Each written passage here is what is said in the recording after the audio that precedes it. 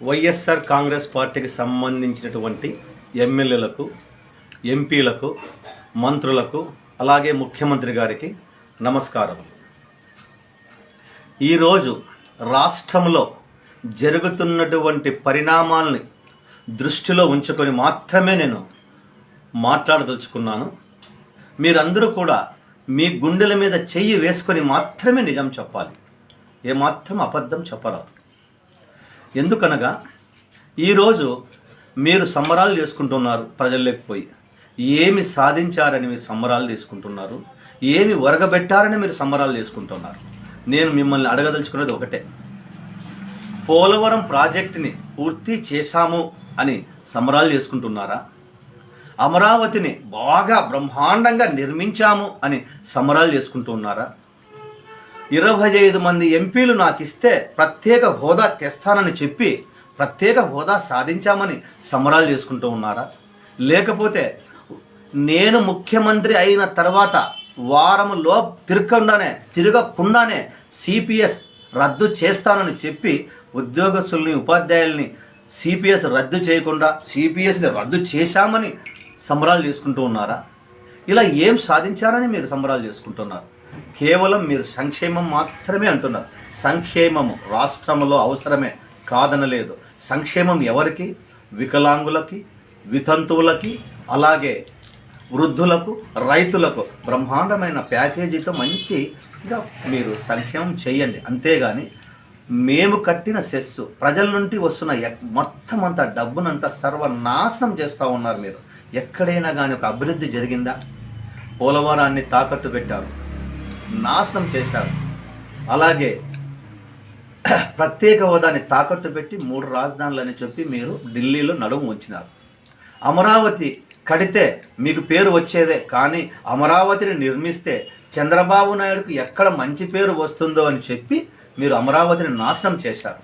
CPS రద్దు చేస్తామని చెప్పి సిపిఎస్ని ఏమీ సాధించలేకపోయారు. మీరు ఇలా ఏమి సాధించారని చెప్పి మీరు సంబరాలు చేసుకుంటున్నారు. ఎక్కడైనా కానీ అభివృద్ధి జరిగిందని చెప్పండి.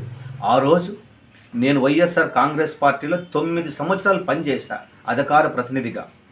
అలాగే నాతో కూడా ఎన్నోసార్లు అబద్ధం చెప్పించారు. ఆ రోజు పట్టిసీమ చంద్రబాబు నాయుడు కడుతుంటే మీరు ఒట్టి సీమ అని చెప్పండి, ఒట్టి సీమ అని చెప్పి మొత్తం మాతో అందరితో ఒట్టి సీమ అని చెప్పి మీరు పలికించారు. కానీ ఈరోజు ఏం జరిగింది?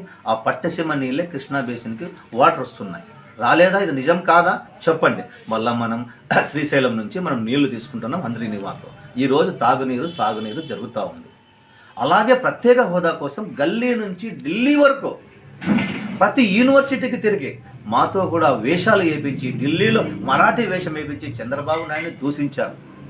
6 మంది ఎంపీలను పెట్టుకొని ఇప్పుడు రాజీనామా చేస్తాం, మీరు రాజీనామా చేస్తారా? ప్రత్యేక హోదా సాధించాలి, ప్రత్యేక హోదా వస్తే ప్రతి ఒక్కరికి ఉద్యోగం తెస్తానని చెప్పి కాలినడక ద్వారా నీవు ప్రయాణం చేసి ప్రతి చోట ఆడని మాట ఆడకుండా చెప్పి ప్రత్యేక హోదా తెస్తానని చెప్పి 25 మంది ఎంపీలు అంటే 23 మంది ఎంపీలు ఈరోజు మీ దగ్గర ఉన్నారు. మీరు రాజీనామా చేయలేదే?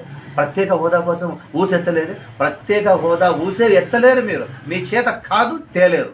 ఆ రోజు చంద్రబాబు నాయుడు అన్న ప్రత్యేక హోదాని పక్కన పెట్టి ప్యాకేజీ తెచ్చుకొని అంతో ఇంత దాదాపు 3,500 కోట్లు తెచ్చుకొని 1,500 కోట్లు డ్రైనేజీకి Guntur to Mangalagiri, Mangalagiri to Vijayawada to Amaravati వరకు వాడుకున్నారు. అలాగే మిగతా డబ్బులు అమరావతి కట్టించారు, రోడ్లు వేయించారు. ఈరోజు మీరు ఏదైతే ఆ రోజు ఒక్క ఇటుక కూడా పెట్టలేదు చంద్రబాబు నాయుడు, నువ్వు నరకాసుడు అని చెప్పి ఆ ఇటుక పెట్టిన దాంట్లోనే ఏది అసెంబ్లీలో ఈరోజు మీరు నడుస్తున్నారు. అసెంబ్లీ మీరు జరుపుకుంటున్నారు. అసెంబ్లీ జరుపుకోలేదా? మీరు ఎక్కడ నిర్మించారు 2 ఏళ్లలో? హైకోర్టు నిర్మాణం ఎవరిది? ఈరోజు హైకోర్టు ఆ రాష్ట్రంలో జరుగుతూ ఉంది అంటే అది చంద్రబాబు నాయుడు పుణ్యమే కదా. ఆ రోజు కూడా మీరు విమర్శించారు, హైకోర్టు సరిగా కట్టలేదు, అసెంబ్లీ సరిగా కట్టలేదు, అసెంబ్లీ కారుతా ఉందని చెప్పి ఈరోజు మీరు అక్కడే కాపురం చేస్తూ ఉన్నారు. ఇంత దౌర్భాగ్యమైన పరిస్థితి ఎందుకు వచ్చింది? మీరు ఒక్కరోజు ఎక్కడైనా కానీ ఏ సెంటర్కైనా నన్ను పిలవండి, క్యాలిక్యులేటర్తో సహా, లెక్కలతో సహా ఎక్కడ ఏమి ఎంత అవినీతి జరుగుతుందో నేను చెప్పగల సమర్థుని నేను. నాకు ఈరోజే కనువిప్పు కలుగుతూ ఉంది. ఇలా ప్రతి ఒక్కరికి మేధావుల్లో కనువిప్పు కలుగుతూ ఉంది. మీరు గెలిచినది కేవలం 10%. ఈరోజు దాదాపుగా 15% జనాలు మీ మీద వ్యతిరేకత ఉన్నారు. అంటే చంద్రబాబు నాయుడుకు ఉన్న సాంప్రదాయమైన ఓటు 40%, ఈ 15 కలిసి 55% చంద్రబాబు నాయుడు రాబోయే కాలంలో ముఖ్యమంత్రి కాబోతున్నారు. ఎందుకంటే మీరు ఎక్కడ చూసినా కూడా, అసెంబ్లీలో కూడా మీరు ఆ రోజు చెప్పారు, నేను మాట తప్పను మడమ తిప్పను అని చెప్పారు. అసెంబ్లీలో చెప్పారు 3 రాజధానుల కథ వద్దు, ప్రాంతీయ విభేదాలు వద్దు, అమరావతిని అందరూ కలిసి నిర్మిస్తామని చెప్పి మీరు అసెంబ్లీలో చెప్పారు. ఈనాటి ముఖ్యమంత్రి కూడా, ఈరోజు ఉన్న ముఖ్యమంత్రి కూడా. కానీ మాట తప్పాడే. మాట తప్పను మడమ తిప్పను అన్న మీరు ఈరోజు ప్రతి విషయంలో మాట తప్పుతున్నారు. ఎక్కడ డెవలప్మెంట్ జరగలేదు. మీరు సిపిఎస్ రద్దు చేయలేదు, డిఎస్సి వదలలేదు, బ్యాక్లాగ్ పోస్ట్ వదలలేదు. ఎక్కడ మీరు పోస్టులు వదిలారు చెప్పండి, ఏ రకంగా అయినా చెప్పండి. ఏమి అభివృద్ధి అనేది జరగలేదు. కేవలం సచివాలయము విజయసాయిరెడ్డి, జగన్మోహన్ రెడ్డి, సచివాలయము విజయసాయిరెడ్డి, జగన్మోహన్ రెడ్డి మీ చుట్టే తిరుగుతోంది తప్ప మిగతా ఎమ్మెల్యేలకు కానీ ఎంపీలకు కానీ మినిస్టర్లకు కానీ ఎక్కడైనా స్వేచ్ఛ ఉందా? లేదే. మొత్తం ఉత్సాహ విగ్రహంలో ఉన్నారు. ఎక్కడైనా డెవలప్మెంట్ ఊసే లేదు. కాబట్టి ఇప్పటికైనా మీరు మంత్రులు కావచ్చు, ఎమ్మెల్యేలు కావచ్చు, ఎంపీలు కావచ్చు, మీరు అందరూ కలిసి జగన్మోహన్ రెడ్డి గారిని ఒప్పించి అభివృద్ధి వైపు నడవండి. ఎందుకంటే ఆ రోజు మహానుభావుడు రాజశేఖర రెడ్డి గారు చూసే మీకు అన్ని ఓట్లు పడ్డాయి. ఒక్క అవకాశం ఇవ్వండి అంటే ఎస్, రాజశేఖర రెడ్డి మహానుభావుని కొడుకు కాబట్టే మీకు అవకాశం ఇచ్చారు. ఆ అవకాశాన్ని సద్వినియోగం చేసుకోండి. ఒకవైపు డెవలప్మెంట్ చేయండి, ఒకవైపు సంక్షేమం నడవండి. అంతే తప్ప లేకపోతే మీరు మాట తప్పను మడము తప్పను అంటే ఎమ్మెల్యేలకు ఎంపీలకు ప్రజలు మెడ తిప్పే అవకాశాలు వస్తాయి. కాబట్టి ఈ రోజైనా మీరు 2 ఏళ్ళు గడిచిపోతుంది. ఈ 3 ఏళ్లలో అభివృద్ధి వైపు నడవండి. రాష్ట్రాన్ని అభివృద్ధి వైపు తీసుకొని పోతే శాశ్వతంగా బాగా ఉంటుందని మా మనవి. మీకు అందరికీ నమస్కారాలు.